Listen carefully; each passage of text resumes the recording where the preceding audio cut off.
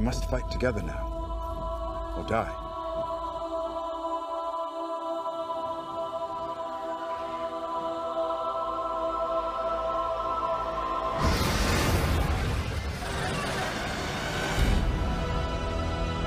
Our enemy doesn't tire. Doesn't stop. They're coming. Think back to where we started. No, it's just us. We need to end this war.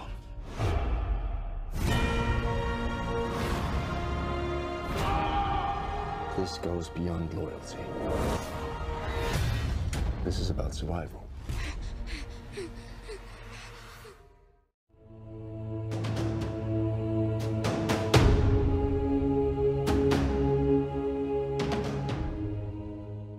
Hey everyone, it's Fentony. This is not an April Fool's. We have 2 new Game of Thrones Season 8 promos to break down. We've got some new footage, including the reunion between Jon Snow and Arya Stark, but also so much more. Also a lot of old footage that we've already seen from the trailer. I'm going to skip over that because there's no point in talking about it. We're going to focus on the new stuff. It's mostly from episode 1 to 3, but it might feature stuff from later on, from episode 4 to 6, the end game. So the new footage starts off with Tyrion giving a speech. We must fight together now or die. So we know Jon and Dany are heading up to Winterfell and they're going to arrive in the very first scene. We know the North are not going to be happy that Jon is bending the knee to Dany. He's bending the knee to a Targaryen who is bringing Dothraki and Unsullied, all these foreigners to their land. But they're also bringing a Lannister who the North don't like as well. And that Lannister is Hand of the Queen. I think Tyrion, just like Dany, is going to have to prove himself to the North. I think Jon's going to vouch for him, but I also think Sansa will vouch for Tyrion. Remember, Tyrion and Sansa were once married, and you can get all technical as you want, you know, their marriage was never consummated, Sansa remarried, but guys, I think Sansa and Tyrion's relationship is still going to be incredibly important. Even though they might not be romantically linked, and Tyrion might even be the one to convince Sansa to trust Daenerys.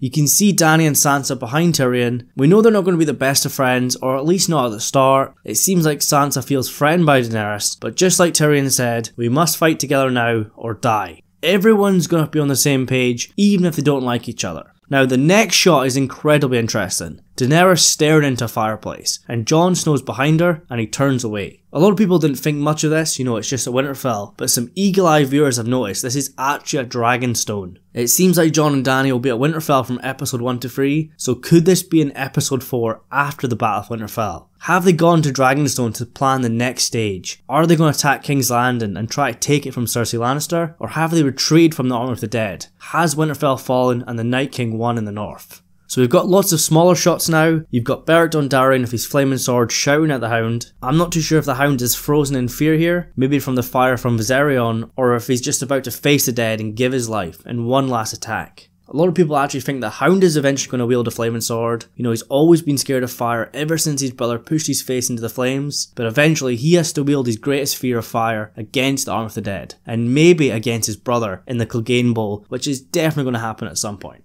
More battle shots from episode 3 at Winterfell. The Unsullied form a shield formation, and it looks like their shields actually have dragonglass built inside of them. So it looks like Gendry's not just forging offensive weapons against the Whites, but also defensive weapons as well, which makes sense. Jon Snow's in battle and he swings Longclaw. Another shot of Cersei Lannister and she turns around. You know, there's not much to say here, but season 8, Cersei Lannister, the full-on Mad Queen. She's lost Jaime, and I think that baby's gonna go very soon, and maybe the Golden Company might side of Jon Snow and Dany eventually against the dead. There's nothing more dangerous than a cornered lioness. Now the next shot is another interesting shot. Varys, Tyrion and Davos look up at the sky. They're obviously looking at a dragon here, but maybe it's the first time Jon Snow rides Rhaegar, and that's why everyone's shocked. You know, they've all seen Dany ride Drogon, they've seen the dragons fly on their own, but they've never seen Jon Snow ride one. I actually think that when Jon rides Rhaegar, that confirms to everyone that he is actually the son of Rhaegar Targaryen, because we know, we've seen it, you know, we've seen Bran's vision, but the characters on the show I think are not going to believe Bran and Sam. But once Rhaegar accepts Jon and bonds with him and allows him to ride him, I think everyone's going to believe who Jon really is. I don't think there'll be a secret note from Ned or Rhaegar that confirms Jon is Aegon Targaryen. I don't know if Howland Reed's going to show up and confirm it. I just think it's going to be Jon riding Rhaegar and everyone believes him.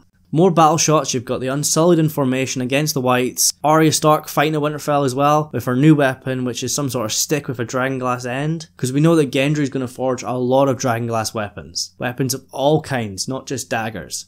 Now that's the first TV spot. The second one is so much better. It starts with Jon Snow in the God's Wood at the Heart Tree, and Arya's behind him. They've probably already met in public, but this is going to be their private reunion. Obviously Arya and Jon is a massive reunion. They've not seen each other since the second episode in season 1, but suppose it's not going to happen the way we think. Supposedly Arya is not going to be happy if Jon giving the North to Dany. Supposedly she might side with Sansa against Jon, but as always I think that's just overhyped. I think they'll always see Jon as their brother, and everyone's going to get on with it. I think you'll get your moment between Jon and Arya, but there might be some tension after that, because not everyone's going to agree on what to do next. But like I always say, the Night King's coming, everyone's going to have to get on and be on the same page against him. So we've got new dialogue from Sam and Jon. Sam says, think back to where we started, and Jon says, now it's just us. So this might not be actually the same conversation, but it could be. It could be referring to Sam and Jon being the only members of the Night's Watch left. We know that Ed is bringing reinforcements to Winterfell, but it's likely they're all going to die. Or maybe this line from Sam and Jon is not actually paired together. Maybe Jon's reply is from a completely different scene. Maybe when Jon says now it's just us refers to him and Dany being the last two Targaryens, or maybe he says it to a Stark. This shot of Daenerys in her room looking pretty sad is actually an old shot, but we see an extended scene here where Jorah enters the room.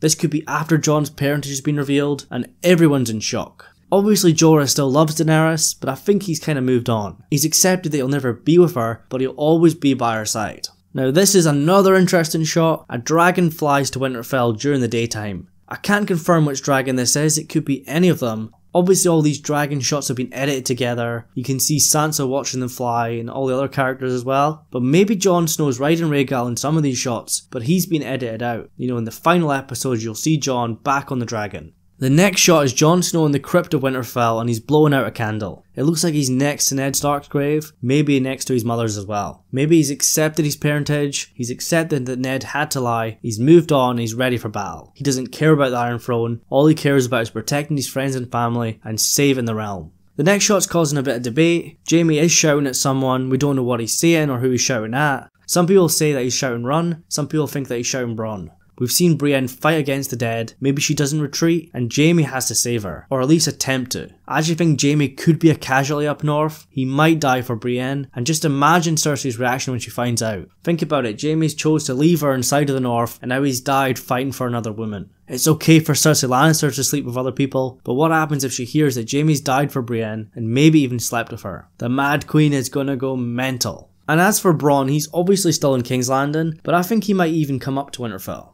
I don't think he's going to stay south in King's Landing with Cersei. Obviously the actors don't like each other and it's in their contract they don't do scenes together, but in terms of storyline, what happens if Bronn comes up north to help Jaime and Tyrion, but he tells them he's just coming up north to make sure he gets his castle because he knows that Cersei won't give him one, but deep down he's here to help, but he just won't admit it. The next scenes are more battle shots. We've got lots of old scenes, but also some new ones. We've got some Unsullied of spears. New dialogue from Jaime Lannister. He says, this goes beyond loyalty. This is about survival. It's very similar to what Brienne told him in the Dragon Pit in Season 7. We don't know who Jaime's saying this to. Maybe to try and convince Daenerys in the north that he's here to help. Obviously some people are not going to trust him, especially once Cersei's lie has been revealed. You know, people might think it's a trick. But Brienne's going to vouch for him. Tyrion too. But I think it's going to be Bran that's the key. Obviously Jaime pushed Bran out the window and that's initially what caused the tension between the Starks and the Lannisters, but I think Bran being the Free-Eyed Raven now is not going to care about that. He'll just see it as the first step to becoming the Free-Eyed Raven, but I think he'll side with Jaime and tell everyone, I've seen what Jaime's doing, he's here to help.